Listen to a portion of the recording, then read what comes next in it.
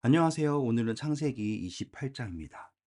이삭이 야곱을 불러 그에게 축복하고 당부하여 이르되 너는 가나안 사람의 딸들 중에서 아내를 맞이하지 말고.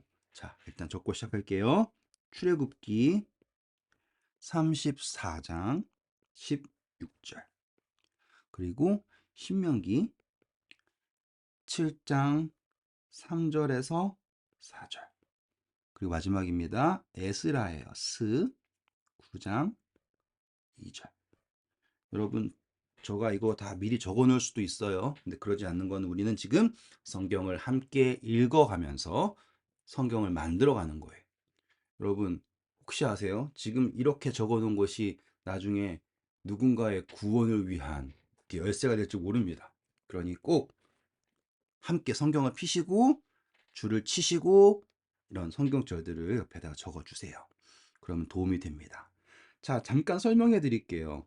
지금 이삭이 야곱을 축복하면서 이야기한 게 가나안 사람들과 혼인하지 말라라는 거예요. 근데 잘 생각해 보시면 이 이야기는 허투루 나온 이야기가 아니에요. 이삭이 경험을 한 거죠. 이삭도 40세에 결혼했는데 아브라함이 절대로 가나안 사람과 결혼하면 안 된다고 했죠. 그 이유는 무엇인가? 바로 약속의 씨가 세상의 씨와 섞여가지고 더러워지면 안 되기 때문이에요. 제가 더럽다는 표현에 대해 잠깐 조심스럽지만 하나님은 이 약속의 씨가 보존되기를 원하신 거예요. 그래서 지금 우리가 적었던 이 성경절들이 다 그 약속의 씨를 보존하기 위하여서 하나님께서 하신 명령입니다. 그런데 잘 생각해 보세요. 과연 이삭이 야곱에게만 이 이야기를 했었을까요? 에서한테는요? 분명히 했을 거예요. 그렇죠? 그런데 여러분, 에서는 이 이삭의 말을 귀담아 듣지 않았습니다. 그리고 에서는요, 세상과 혼인한 거예요. 세상과. 왜냐하면 그에게 장자권은 그렇게 소중하지 않았으니까요. 당장 눈앞에 보이는 것이 중요했어요. 똑같이 이스라엘 백성도 가나안을 정복하는 순간부터 그냥 세상과 하나가 되어버렸죠. 에서처럼요. 자신들이 하나님의 택한 백성이라는 것에 대한 인식 자체가 없었어요. 이해하실 수 있겠죠? 자, 그런 개념의 성경을 읽으시면 이제 폭넓은 이해가 가능해집니다. 설명이 길었네요. 2절이에요. 일어나 밧단 아람으로 가서 내 외조부 부두엘의 집에 이르러 거기서 내 외삼촌 라반의 딸 중에서 아내를 맞이하라. 전능하신 하나님이, 아이고 너무 중요한 거라서 줄 한번 멋지게 치고 넘어갈게요. 전능하신 하나님이 내게 복을 주시어 내가 생육하고 번성하게 하여 내가 여러 족속을 이루게 하시고 아브라함에게 허락하신 복을, 중요합니다. 아브라함에게 허락하신 복을 내게 주시되 너와 함께 내 자손에게도 주사 하나님이 다시 한번 아브라함에게 주신 땅, 곧 내가 거류하는 땅을 내가 차지하게 하시기를 원하노라.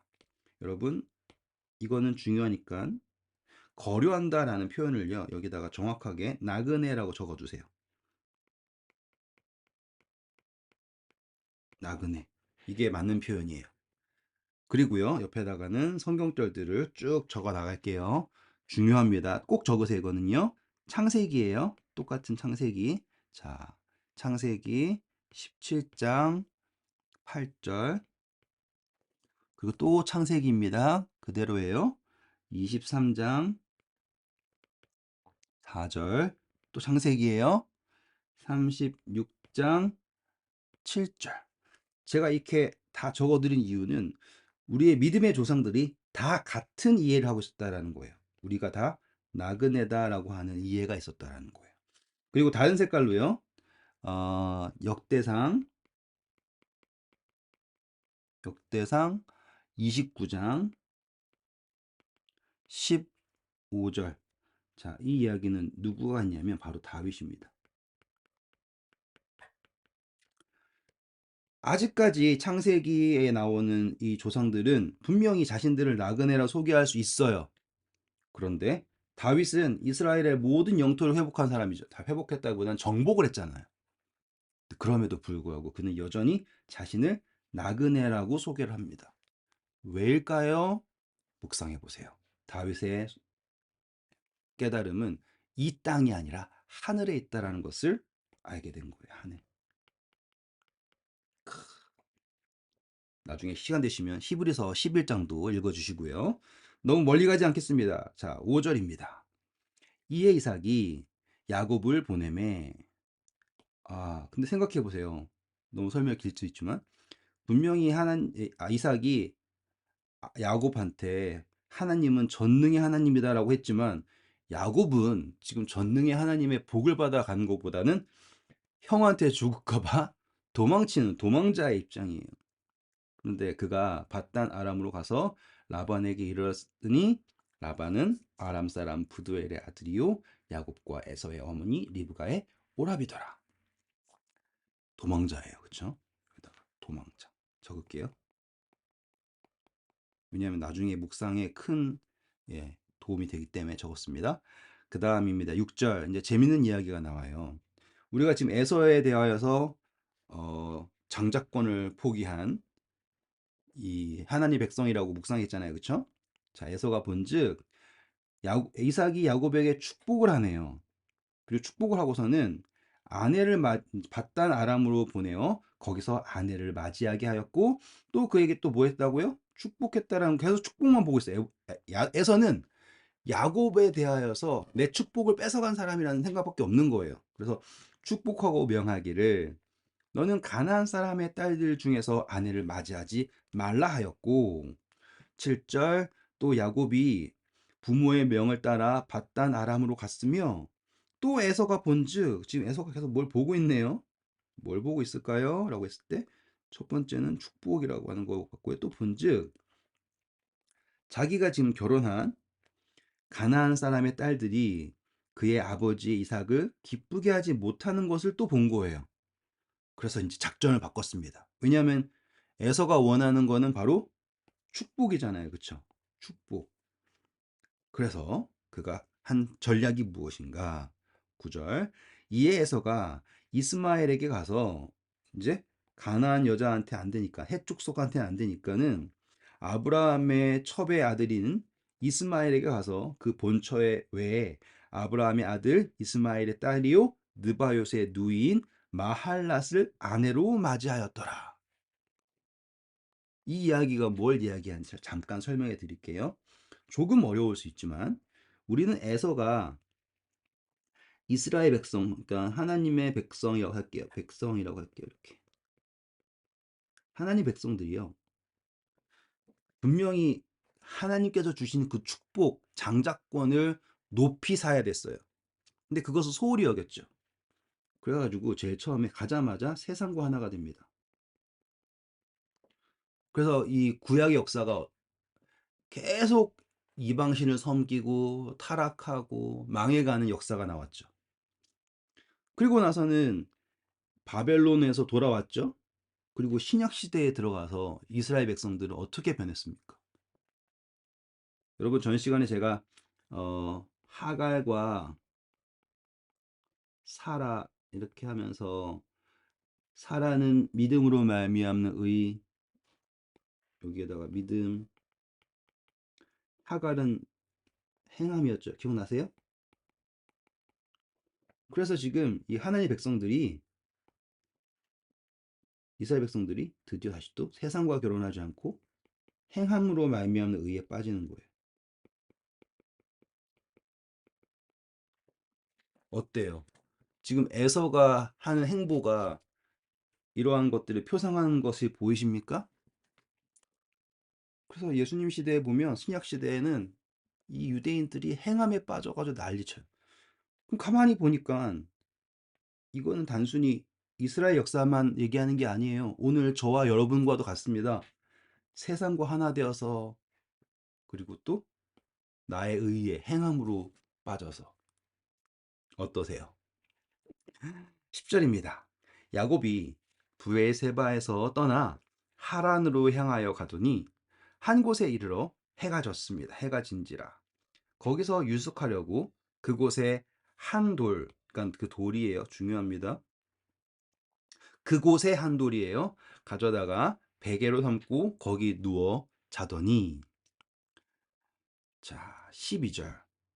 꿈의 본즉, 그죠? 꿈의 본즉, 사다리가 어떤 사다리인지 모르지만 사닥다리가 땅 위에 서 있는데 그 꼭대기가 하늘에 닿았고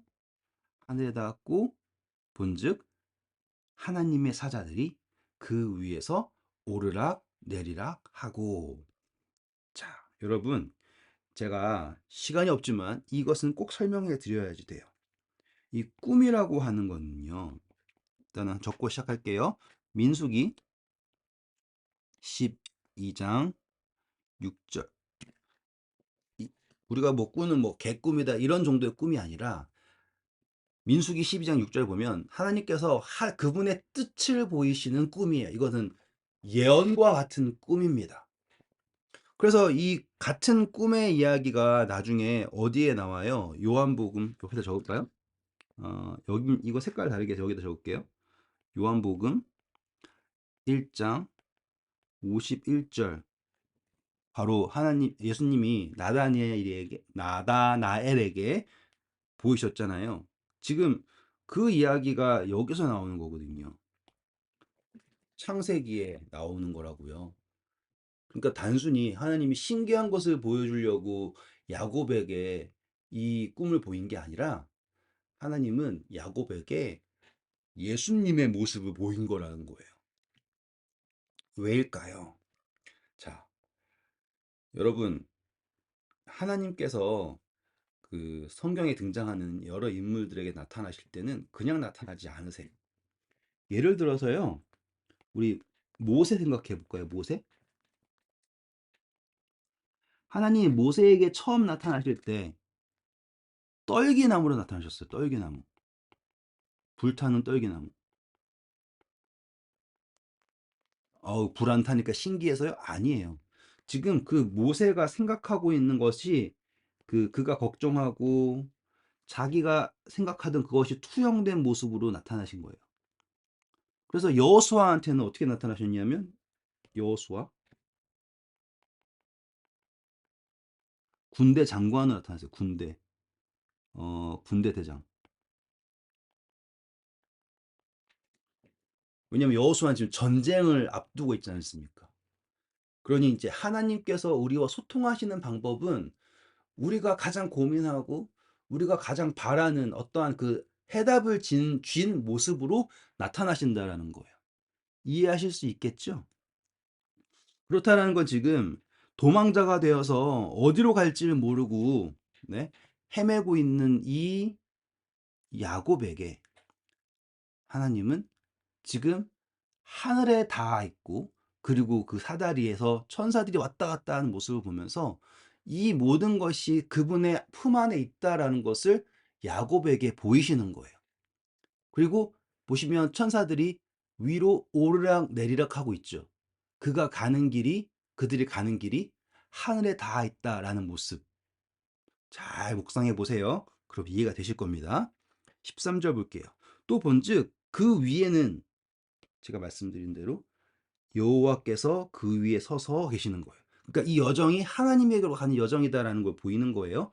서서 이르시되 나는 여호와라. 너무 멋지죠? 나는 여호와라. 이거면 돼요. 네, 이거면 됩니다.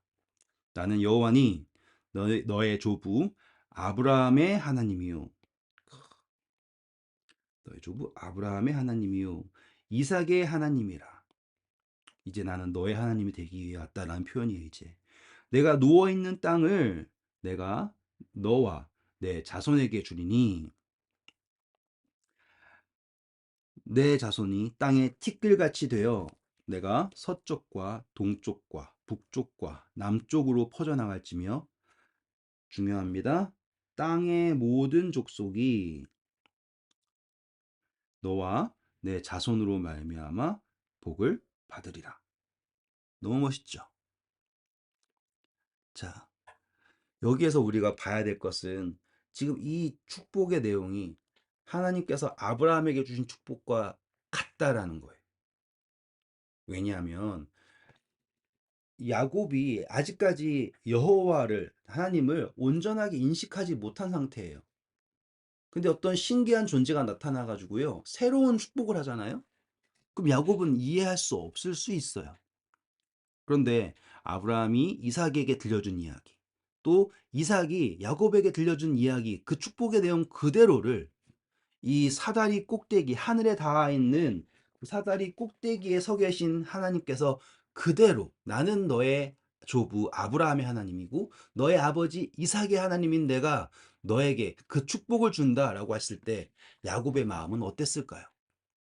자기가 속여서 이삭에게 얻은 정말로 확정되지 않고 자기는 언제 죽을지 모르는 그 위기 속에서 가지고 있던 그 불안한 축복이 지금 이 꿈을 통해서 확정이 되는 순간 야곱은 어땠을까요? 그는 지금 에서를 피해서 형을 피해서 도망치는 중이에요. 그런데 보세요. 15절. 야, 너무 멋있는 이야기예요. 내가 너와 함께 있어. 내가 어디로 가든지 너를 지키며 너를 이끌어 지키며 이끌어. 그리고 중요한 건 뭐예요? 이 땅으로 돌아오게 할지라. 야곱은 자신이 가지고 있는 축복이 이 땅에 있는 이 땅으로 이 땅을 차지할 수 있는 이 나그네에게 있는 축복이 네? 분명히 자기에게 있다라는 거를 믿고 싶은데 자기는 지금 다시 도망자가 되어 가지고 약속의 땅을 떠나고 있지 않습니까? 그 불안한 마음을 하나님께서 보듬어 주시는 거예요. 내가 너와 함께 있어. 내가 여기 있든지 저기 있든지 상관없어. 너가 이 가나안을 떠나 가지고 다시 메소포타미아 가도 그럼에도 불구하고 내가 어디로 가든지 너를 내가 지킬 거고 그리고 나는 너를 이끌 것이고 그리고 중요한 것은 다시 이 땅으로 약속의 땅으로 돌아오게 할 것이다. 감동적이지 않습니까? 내가 내게 허락한 것을 다 이루기까지 너를 떠나지 아니하리라 하신지라. 와. 자, 이 말씀을요. 이제 솔로몬은 그가 어떻게 그러니까 저거만 주세요. 열왕기상 8장을 다 읽으시면 좋고요. 이제 한 절만 적는다면 8장 57절만 적을게요. 다 이루시기까지. 다 이루기까지 너를 떠나지 아니하리라. 아멘. 하나님 저에게도 같은 축복을 이렇게 멋진 축복이 저에게도 있기를. 아니 있죠. 그렇죠? 저 있는 것을 믿습니다. 넘어갈게요. 16절입니다. 야곱이 잠에 깨어 이르되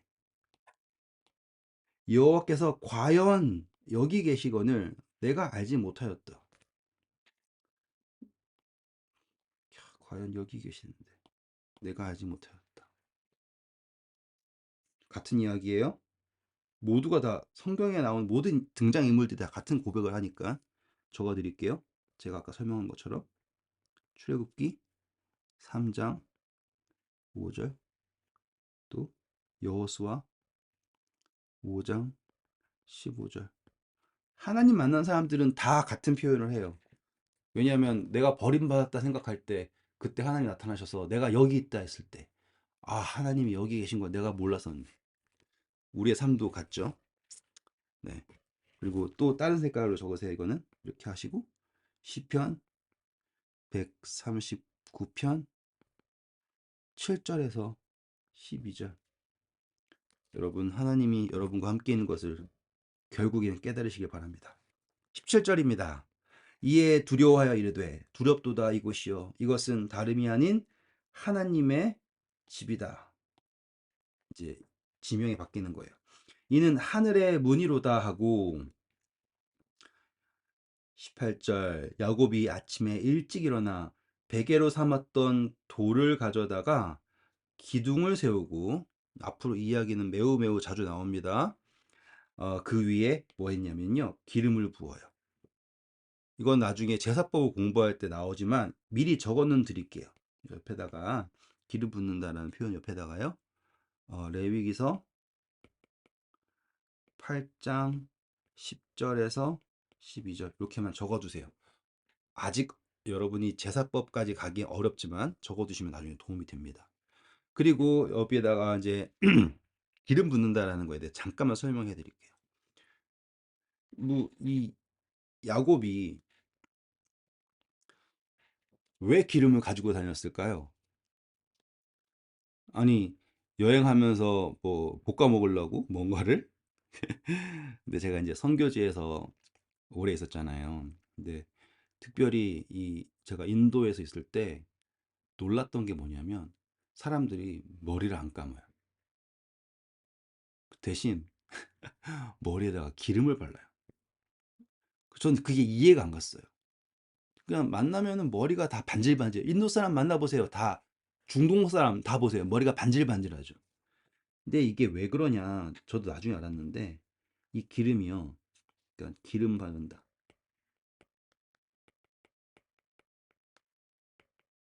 기름을 바른다는 게 이 뜨거운 햇빛으로부터 자신을 머리를 지켜주더라고.